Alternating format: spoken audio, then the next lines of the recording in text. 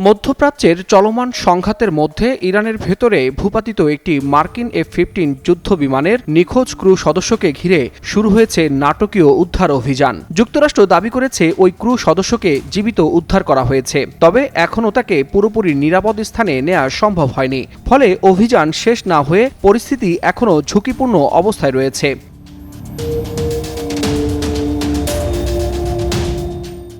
আল জাজিরার প্রতিবেদনে বলা হয়েছে, এক মার্কিন কর্মকর্তা নিশ্চিত করেছেন তীব্র গোলাগুলির মধ্যেই ওই ক্রু সদস্যকে উদ্ধার করা হয়। তবে উদ্ধারকারী দলকে দ্রুত ইরান থেকে বেরিয়ে আসতে হবে, না হলে যে কোনো সময় নতুন হামলার ঝুঁকি রয়েছে। সে কারণে উদ্ধার করা হলেও বাস্তবে এখনও তাকে নিরাপদ বলা যাচ্ছে না।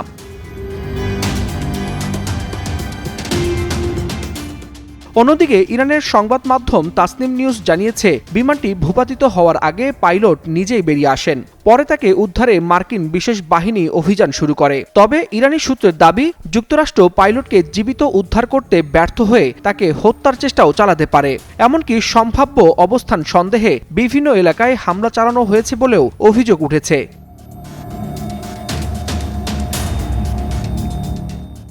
ইরানের গুরুত্বপূর্ণ প্রদেশ ইস্পাহানে রোববার ভোরে পরিস্থিতি আরও উত্তেজনাপূর্ণ হয়ে ওঠে। স্থানীয়রা জানান, রাত 2টার দিকে উড়োজাহাজের শব্দ শোনা যায়। একই সময় কোহগুলিওয়ে ও বোয়ের আহমেদ প্রদেশের বিভিন্ন এলাকায় ড্রোন ও হেলিকপ্টারের শব্দ শোনা যায়। ভোর 5টা পর্যন্ত একাধিক বিস্ফোরণের ঘটনাও ঘটে। এরপর ইসলামী বিপ্লবী গার্ড কর্পস জানায়, তারা দুটি MQ-9 এবং হারমিস 990 মডেলের ড্রোন ধ্বংস করেছে। একই সঙ্গে খাতামাল আম্বিয়া বিমান প্রতিরক্ষা ঘাঁটি দাবি করেছে, দুইটি C-130 হারকিউলিস পরিবহন বিমান এবং দুটি সামরিক হেলিকপ্টার ধ্বংস করা হয়েছে।